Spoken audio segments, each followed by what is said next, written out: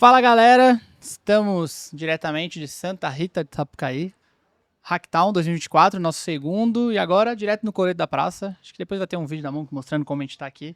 É muito legal, Monk por aí, no Hacktown. Obrigado, Hacktown. Esse episódio também tem patrocínio da Movie Locadora, parceiraço nosso que tá junto aqui bastante tempo e tá aqui em Hacktown. Quem me apresentou o Hacktown foi o Leandro, que é o CEO da Movie. Primeira vez que eu vim porque ele trouxe. Então, muito legal estar aqui, um evento super diferente.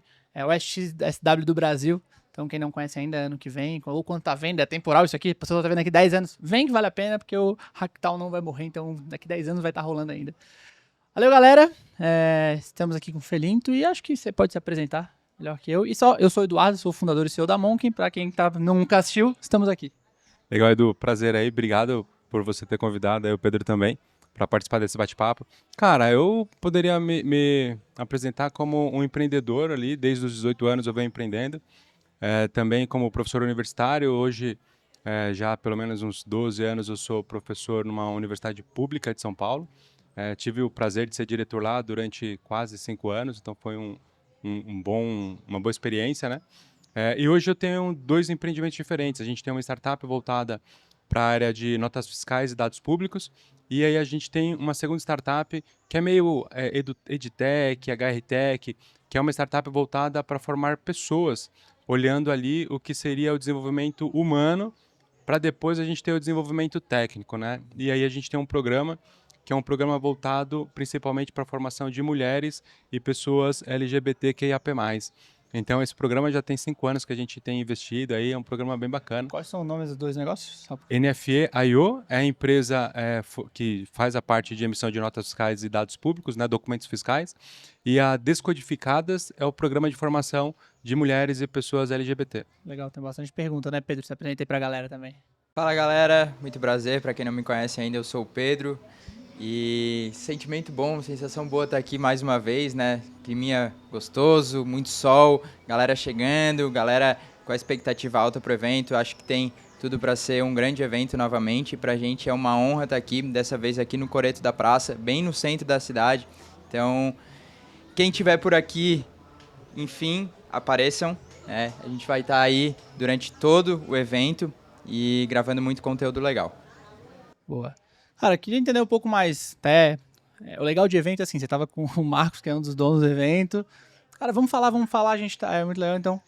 Queria saber um pouco mais da sua empresa, né, da NFE, o que vocês fazem, como que vocês apoiam hoje os empreendedores. Eu acho que quando a gente fala de burocracia, fala nota fiscal, é um negócio, eu sou empreendedor, é um negócio que, cara, me dá arrepio aqui. É chato, é a parte que eu não gosto. E você trabalha diretamente com isso. Então, o que vocês fazem diretamente? Como é que ajuda o empreendedor? Boa. Na NFE, a gente ajuda o empreendedor levando uma tecnologia para facilitar exatamente ele não ter esse arrepio que você falou. Então, hoje a gente tem ali APIs diferentes para cada um dos serviços que a gente disponibiliza para os nossos clientes e parceiros. E o nosso desejo, a gente tem discutido muito isso internamente, né? Até sob o ponto de vista de inovação. Como a gente pode transformar a nossa estrutura SaaS em uma plataforma que dê condições de todo pequeno crescer já livre dessa burocracia, daquilo que ele não sabe fazer, né? Então, quando eu comecei a empreender, o Gabriel também, que é o founder da NFE, a gente não sabia o que é empreender. Então, você tem que aprender lá, emitir uma nota fiscal, no nosso caso ainda no talão, hoje é eletrônico. Eu peguei os primeiros 2 meses da Monk foi no talão, sabia? Então, isso é uma experiência que hoje uma boa parte dos empreendedores não terão, com certeza. Então, a nossa ideia, nosso desejo, nosso propósito é conseguir construir cada vez mais ferramentas dentro da nossa plataforma que possibilite zerar esse custo burocracia Brasil e que os empreendedores consigam olhar cada vez mais para fazer isso que a gente está fazendo aqui, né? Discutir sobre o negócio, pensar em novas oportunidades, pensar em inovação. Estratégia. Exatamente. Legal. Eu tenho uma dúvida, aproveitando o gancho. Eu queria entender, assim, um pouco dos desafios que é chegar com uma inovação, talvez para uma empresa, uma área que não está tão preparada para isso, que ainda está na fase do talão, enfim, queria entender um pouquinho como funciona para quebrar essa barreira, chegar com um produto inovador, assim. Legal. Cara, eu acho que assim, no Brasil, é uma coisa que a gente estava conversando há pouco, né? O Brasil é muito grande, então o que a gente tem como referência, né? Vocês que são do Sul, nós que estamos agora, vocês também no Sudeste, ali em São Paulo, a gente tem uma referência de tecnologia diferente do Brasil como um todo. E quando a gente olha para a questão da tecnologia, a gente vê que ainda tem muita disparidade. Então, no geral, Pedro, respondendo para você, a gente acaba levando para o empreendedor aquilo que ele tem de maior valor, que é a carga horária, o tempo disponível que ele pode ter se a gente resolver o problema com ele. E no geral, assim, eu sou da área de tecnologia, né? Então, e vocês são da área da inovação, então a gente, é apaixonado por dar uma solução para o cara. Então, muitas vezes a gente pegou pequenos empreendedores que não tinham sistema, não sabia como funcionava, mas que a gente buscou soluções gratuitas para poder fazer com que ele automatizasse de alguma maneira o serviço, seja de emissão de notas, consulta de notas ou validação de dados públicos. Então, a gente vai muito nesse caminho. Facilitar para o empreendedor ou para o nosso cliente e muitas vezes até indo além do que seria só vender uma plataforma ou vender o serviço ali que seria o mais simples, né? E aí eu acho que trazendo para outro lado também, acho que tem o empreendedor que vai estar difícil e tem, cara, a própria governo, né? Tipo, eu lembro que quando eu ia emitir nota, nossa, era um trabalho porque a nota fiscal de Floripa não dava. Aí foi para São Paulo, não podia usar aquela plataforma. Como é que faz isso também num lugar onde tem tanta burocracia? Cara, eu acho que a sua pergunta é sensacional, porque quando a gente pensa, o Brasil tem aproximadamente 5.600 municípios, um pouquinho mais. E cada município tem o seu próprio sistema, entre aspas, ali, para emissão da nota fiscal. Então pensa que a empresa que transita em vários municípios diferentes, essa empresa muitas vezes tem que se integrar com todas essas prefeituras.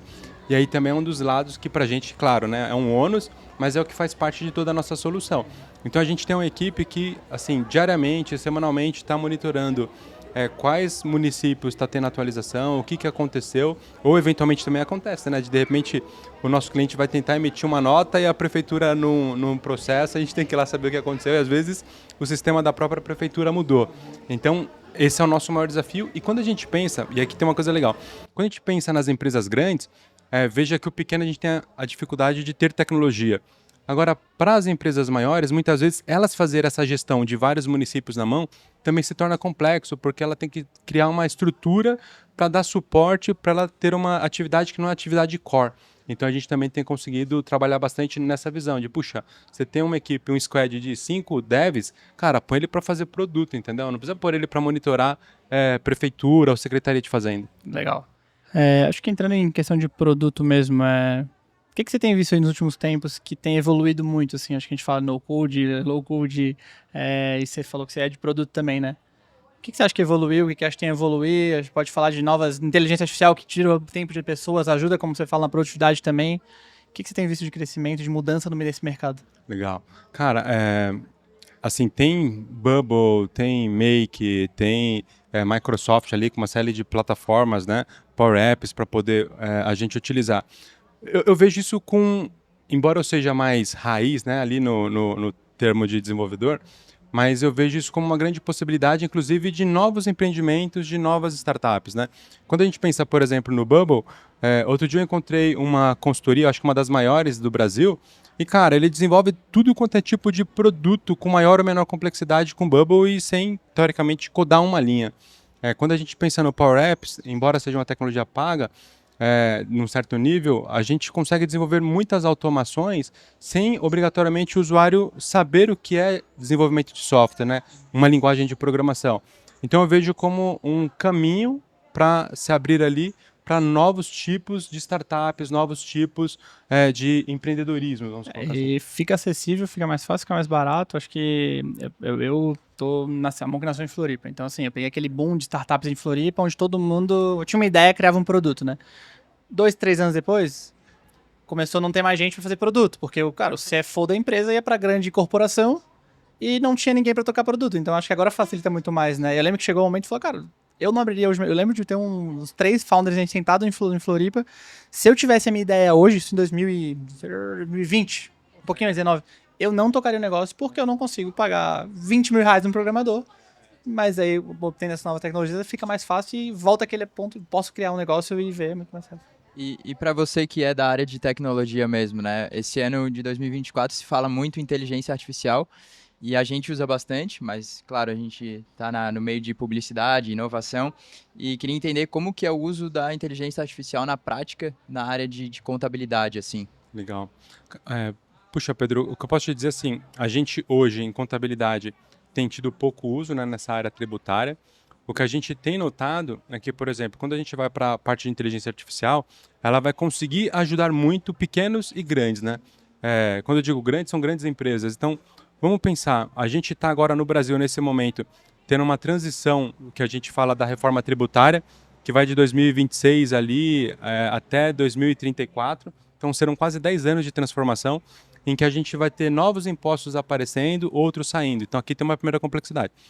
Tem uma segunda complexidade, que eu acho que a IA também vai ajudar muito a gente, mas não testamos ainda, que é, por exemplo, para cada estado do Brasil, a gente tem a possibilidade de ter alíquotas diferentes de um mesmo imposto. Até aí tudo bem. Agora, a questão é que quando você vende um produto de um estado para o outro, você tem que, de alguma maneira, fazer essa compensação, essa diferença de alíquota. Então, você tem que pagar. Agora, pensa que para você transportar produtos no Brasil, você também tem impostos sobre o seu transporte.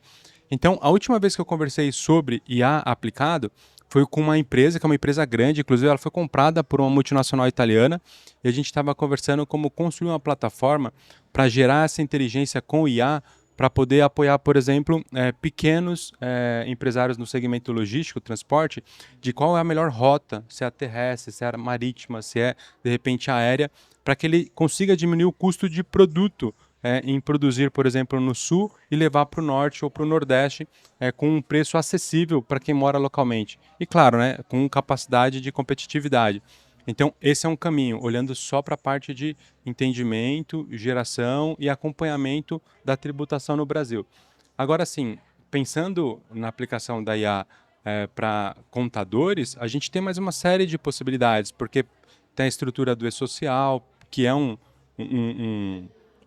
desafio, né? Ou já foi um desafio maior para os contadores poderem fazer toda a parte de cadastro, folha de pagamentos, acompanhamento dos funcionários e alguns outros aí que a gente pode aplicar. Legal. Acho que é bom de você que tem bastante tema, né? CMO, professor universitário, produto, inovação, então é muito legal. Minha cabeça ficou olhando aqui. Eu me formei em uma universidade pública, né? Que Então, legal, assim, cara, em Floripa.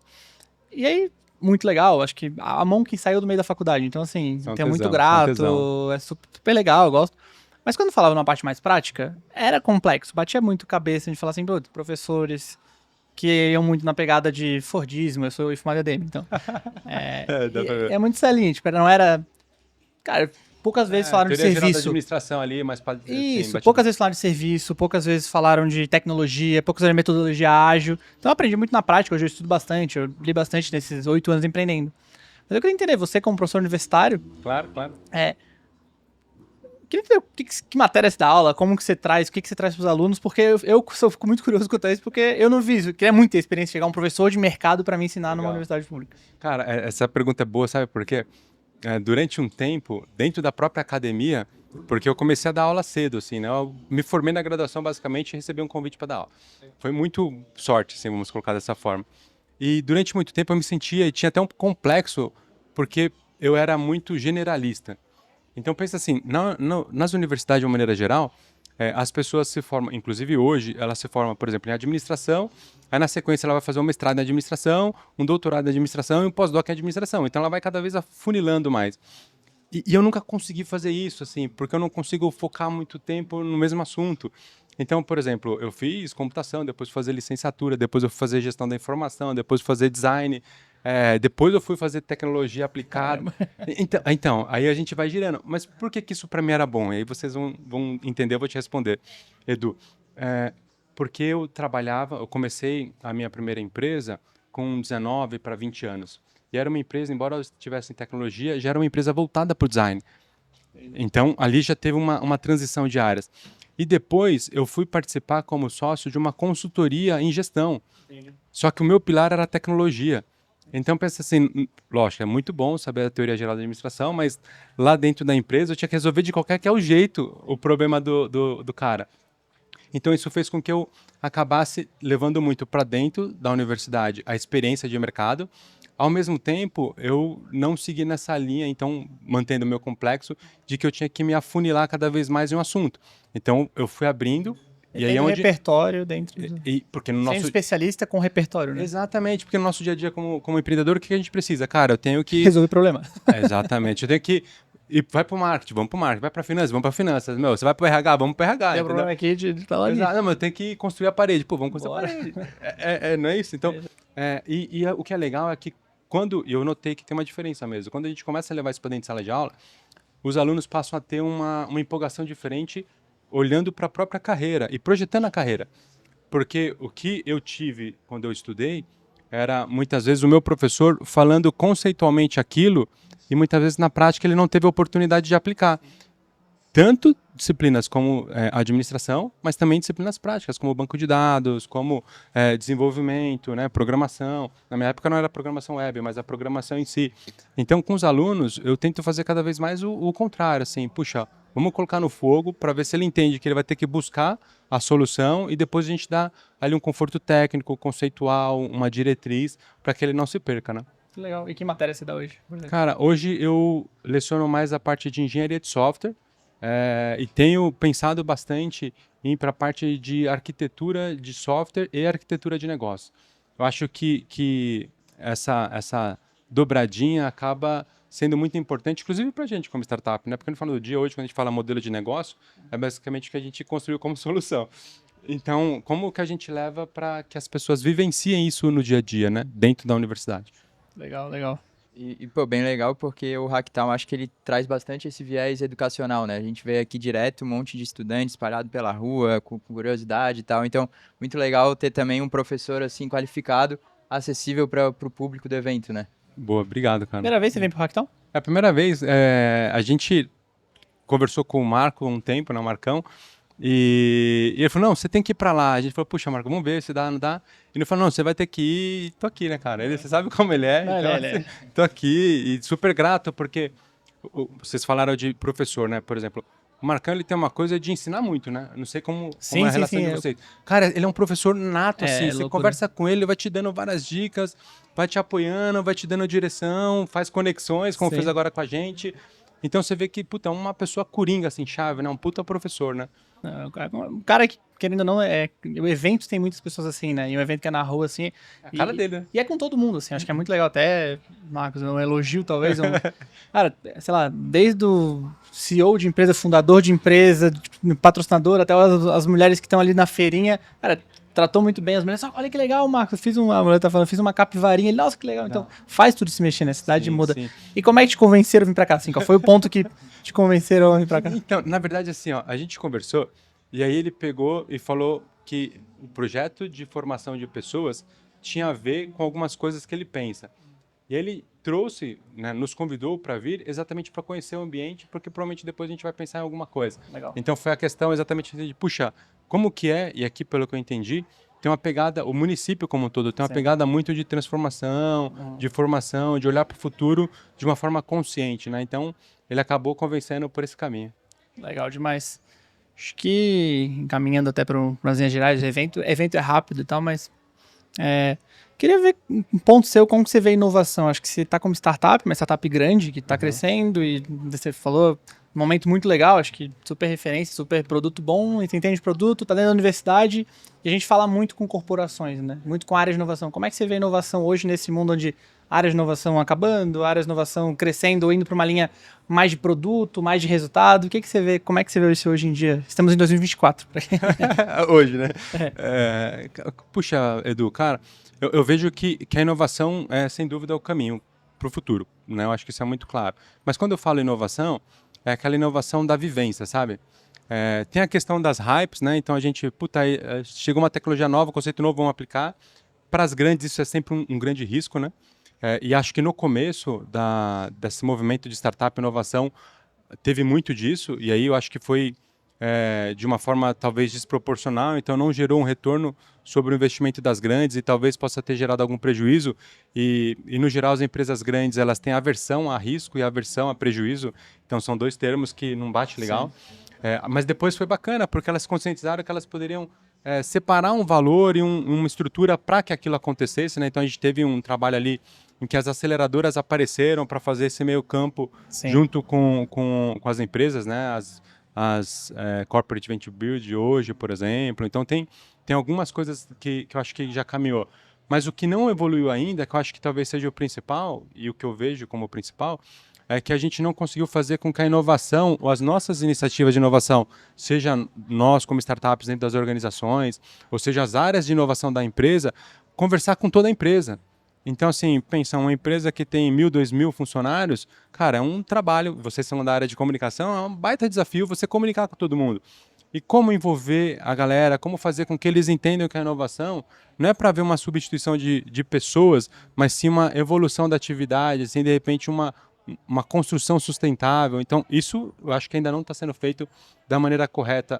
A inovação foi vista muito como um novo negócio, uma nova linha de receita, e não como uma forma da gente otimizar, sozinho, né? crescer, dar robustez, transformar, gerar conhecimento.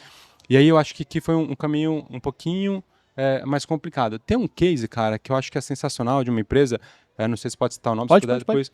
É uma empresa de construção civil, um grupo de São José do Rio Preto, se eu não me engano. Cara, eles fizeram um trabalho, e eu tive a oportunidade de participar de alguns encontros com a área de inovação, em que eles levaram todos os funcionários a participar de ciclos de atividades ali formativas, de esclarecimento sobre o que é inovação. Depois eles construíram um processo de inovação aberta internamente, e depois eles começaram a fomentar para que os funcionários pensassem o que seriam boas soluções. Desenvolveu um ciclo de hackathons ou ideathons interno. Foi aí que eu entrei na discussão. E aí, desse ciclo de hackathons, eu lembro de pelo menos 4 grandes negócios que a própria empresa construiu internamente, pôs grana, transformou o funcionário em sócio e depois colocou para fora a empresa para ver se ela conseguia sustentar. Cara, esse foi o melhor case, Edu, que eu já vi de inovação dentro de uma organização. Agora, por exemplo, tem empresas grandes, né, Pedro, que a gente conhece, que em vez de fazer um trabalho como esse, mesmo que localizado, de repente numa vertical de produto, eles acabaram pegando um budget, colocando de lado e buscando solução para resolver a empresa.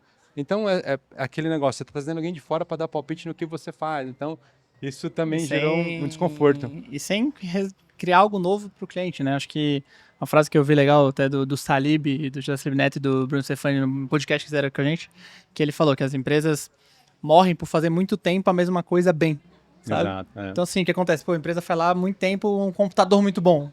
Cara, se ela não pensar na frente, ela vai continuar fazendo, vai chegar alguém fazer algo novo, então ela tem que pensar sempre à frente. Eu acho que essas áreas de inovação... A Nokia é um exemplo desse, né? Você, puxa, é um claro exemplo. A Nokia... Exatamente, bem lembrado. É BlackBerry também. Sim, é isso, porque fez muito bem, continuou fazendo. Não, mantém. Cara, tem que inovar, tem que fazer um... Cara, não sei se vai ter celular no futuro, não sabemos. E acho que isso serve para todo mundo. Então, sempre criar produtos novos e pensar em inovação, né? Pensar que o cliente quer outras coisas, não necessariamente tecnologia. A gente tem uns cases legais, a gente trabalha hoje muito com as áreas de inovação nas corporações. Então, hoje tem muito programa de embaixador, que faz programa. E tá crescendo muito, assim. A gente tá vendo o movimento, um faz dar certo, outro faz dar certo, começa todo mundo a se ajudar. São áreas novas, né? A gente tá falando que não tem pessoas que... A formação de inovação é muito nova, não tem ninguém... vamos formar inovação. Cara, não existe ainda. E tem visto muito. E aí você até tocou num ponto de comunicação, né? A gente tem falado dentro da mão que 50% da inovação é comunicação. Seja interna ou externa, né? Então, educar a galera que, tem que mudar e educar para o mercado que está acontecendo. E aí, só mais um case legal. Uma empresa X estava inovando num produto. Sei lá, vamos lá, no bottom. E fazer um novo item para esse bottom aqui. A empresa X fez... Eles estavam pegando um produto da China para testar novo. Chegou no momento que ele ligou um pessoal da China, então eu quero um novo pontinha pro bottom. Cara, já é a 5ª pessoa em 2 meses da empresa de vocês que pede isso aqui na China. Conversem entre vocês e depois vocês falam o que vocês querem. E acho que entra na comunicação interna, sabe? Eu quero inovar, quero fazer um negócio diferente. Os 4 definiram que esse era um problema e querem fazer na China e trazer esse produto. Mas não conversaram. Se conversa, teriam mais dinheiro, teriam mais força, teriam mais tudo. Não, muito mais negociação para pensar, lógico. Aí não, acho que esse é um problema muito claro, assim, tipo, todo mundo quer inovar, todo mundo quer fazer, mas ninguém conversa, ninguém sabe se o problema é real. E é um problema da área de inovação, é um problema da área de produto, é um problema da área de logística, e aí entra que não é um problema da área de inovação, cara, é da empresa. E quando você fala da comunicação, é bem isso, né? Enquanto a gente estava falando aqui, eu lembrei de uma coisa que na indústria tiveram alguns cases muito bem sucedidos, né? Que é a questão de você criar canais para ouvir o funcionário, para ouvir o colaborador. Eu acho que esse é um primeiro... o gesto ali de abertura para a comunicação. Qual é o segundo ponto? Você conseguir motivar o colaborador a poder te entregar, trazer e poder dar ideia, né? E aí eu acho que quando você tem um patrocinador para esse tipo de movimento, essas coisas não acontecem. Porque se é uma pessoa ou uma área que recebe ali as demandas com necessidade para inovação, isso com certeza vai ser tratado, analisado e você otimiza. Tem uma empresa, cara, que a gente tem trabalhado muito próximo. É uma multinacional francesa. E eu trabalho com ela em duas pontas, assim, é muito legal, porque eu entrei nessa discussão com essa empresa porque eles têm hoje, se for pode falar nome, né? Pode. Então, eles têm um consórcio que chama-se La Fabrique, lá em São Paulo, no State, ali perto do SAGESP. Eles colocaram lá um conjunto de empresas francesas para poder montar um espaço de inovação. Então, eram as áreas de inovação das empresas que estavam lá inicialmente. E tem a Edenred, que é a que eu tenho mais proximidade do pessoal de inovação. E desde o começo do La Fabrique a gente sempre trocou bastante. E hoje a gente está conseguindo fazer um trabalho com eles em que, pela NFE, a gente está ajudando eles a resolver pelo menos uns 2 bons problemas de negócio, diretamente com a área de negócio participando, mas por meio dessa área de inovação, com a Charlotte ali. E com a FATEC, que é a universidade que hoje eu sou coordenador e professor, a gente tem pegado alguns desafios da própria Edenred, em que Legal. às vezes a área técnica não consegue dar atenção para aquilo, e a gente está buscando resolver com os alunos de desenvolvimento de software. Então veja aqui, por exemplo, quantas universidades, quantas empresas, quantos parceiros não poderiam fazer coisas semelhantes. Então acho que por que isso aconteceu? Então por que eu trouxe esse case? Porque lá eles também centralizam nessa área de inovação todas as discussões de melhoria, todas as discussões de necessidades que a empresa como um todo não consegue atender, e acaba que a área de inovação ela tem a responsabilidade de buscar solução em tudo quanto é lugar para qualquer pessoa. Você é mais um facilitador do que um executador, né? Exatamente. E não vir com a discussão de, putz, eu vou inovar. Não, cara, eu vou resolver esse problema, não É importa isso, qual. é isso. Se eu tiver que recorrer a uma coisa do passado, eu vou recorrer, mas a ideia é você estar com o seu problema pronto. Então é uma visão muito startup, entendeu? Legal. Uma coisa, Pedro.